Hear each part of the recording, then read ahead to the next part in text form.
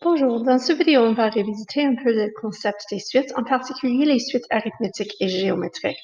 N'oubliez pas qu'une suite est une liste de nombres dans un ordre particulier, et à cause de cet ordre, on peut le considérer comme une fonction avec un domaine des nombres réels, le premier terme ayant une valeur du domaine de 1, deuxième terme valeur du domaine de 2, etc. Pour une suite arithmétique, les termes consécutifs ont une différence constante, c'est-à-dire quand on soustrait deux termes consécutifs, par exemple dans ce cas ici 10 moins 3 ou 17 moins 10 ou 24 moins 17, dans chaque cas, on a la même valeur. Et ça, c'est donc notre différence commune, normalement nommée D. Dans l'exemple B, par exemple, si on soustrait 3 moins 5, c'est la même chose que si on soustrait 1 moins 3 ou bien négatif 1 moins 1. Dans chaque cas, on a négatif 2, alors la différence commune est négatif 2. Une formule récursive, c'est quand on définit chaque terme par rapport au terme précédent. Alors, pour une définition récursive, n'oubliez pas, on a besoin de deux choses. On a besoin d'un point de départ, le premier terme, par exemple, étant 3, dans le premier cas, l'exemple A. Et on a besoin d'une règle qui me dit comment je peux calculer un terme du terme précédent. Et dans ce cas, un terme, c'est le terme précédent plus 7. Ces deux expressions ou équations ensemble définissent la première suite. Pour la suite B, le premier terme, c'est 5, alors T1 égale 5, et on définit un terme à partir du terme précédent. Dans l'exemple A, j'ai utilisé Tn-1 et Tn, mais on peut également utiliser Tn plus 1 et Tn. Tn plus 1, c'est Tn moins 2 dans ce cas. Alors, ensemble, ces deux règles définissent la suite. Ce sont les formules récursives, mais c'est souvent plus utile d'être capable de calculer un terme à partir de sa position au lieu du terme précédent. Par exemple, si je veux juste connaître le centième terme, mais je ne veux pas avoir besoin de calculer les 99 termes qui viennent avant, c'est utile d'être capable de calculer le terme à partir du terme de sa position, de la valeur de n essentiellement. Et pour ça, on se souvient du fait qu'une suite arithmétique, c'est une relation linéaire. C'est une fonction de domaine n, les nombres naturels positifs, strictement non nuls, mais c'est un rapport linéaire. La différence commune étant la pente de la ligne. Alors, pour trouver un terme général, on peut considérer que c'est une équation d'une droite.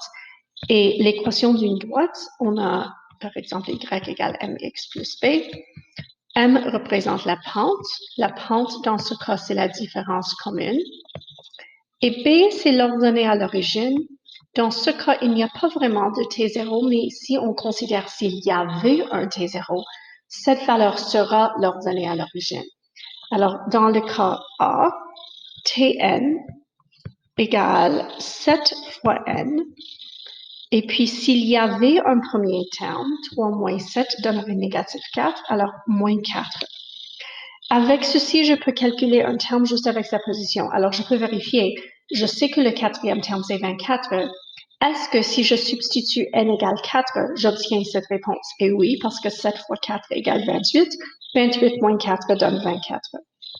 Pour le deuxième exemple, la différence commune, c'est négatif 2. Alors, la pente, c'est négatif 2. Et si j'avais un terme avant le 5, ce terme sera 7, donc négatif 2n plus 7. Et encore une fois, je peux vérifier. Je sais que le quatrième terme est négatif 1. Donc, négatif 2 fois 4, c'est négatif 8, plus 7 donne négatif 1. Alors, ce sont les termes généraux pour ces deux suites. Une suite géométrique, c'est quand on a les termes consécutifs avec un rapport constant. Un rapport constant. Par exemple, c'est-à-dire si je prends le rapport ou si je divise deux termes consécutifs, j'obtiens toujours la même chose. Alors, dans ce premier exemple, négatif 10 divisé par 5, ou bien 20 divisé par négatif 10, ou bien négatif 40 divisé par 20, dans tous ces cas, on obtient la même valeur, négatif 2. Alors, ça, c'est ce qu'on appelle le rapport commun. On le nomme R dans ce cas. C'est moins évident dans l'exemple B, mais c'est plus ou moins le même principe. Si je divise 5 tiers par 2 tiers, j'obtiens dans ce cas 5 sur 2. Et si je divise 25 sixièmes par 5 tiers, c'est la même chose, c'est 5 sur 2.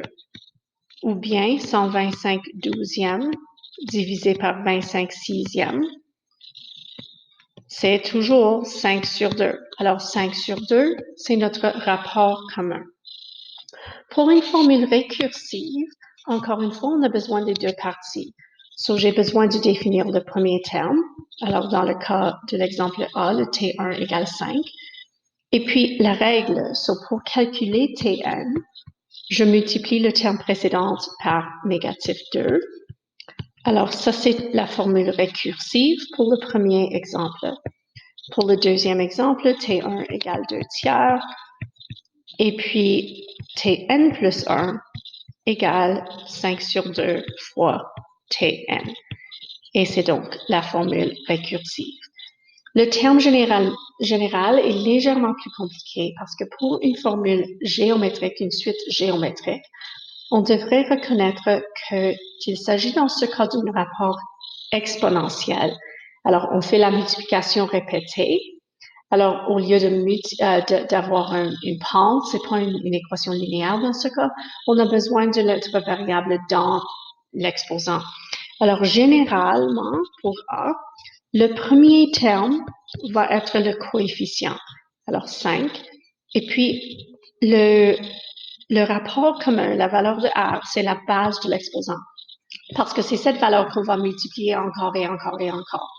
Et l'exposant, c'est n-1 parce que notre premier terme, on ne multiplie pas par négatif 2, mais pour chaque terme subséquent, on multiplie par négatif 2 encore une fois. Pour l'exemple B, Tn égale, le premier terme, c'est 2 tiers. Le rapport commun, c'est 5 sur 2. Et puis, à la puissance de n-1. Alors, voilà les termes généraux pour ces deux suites.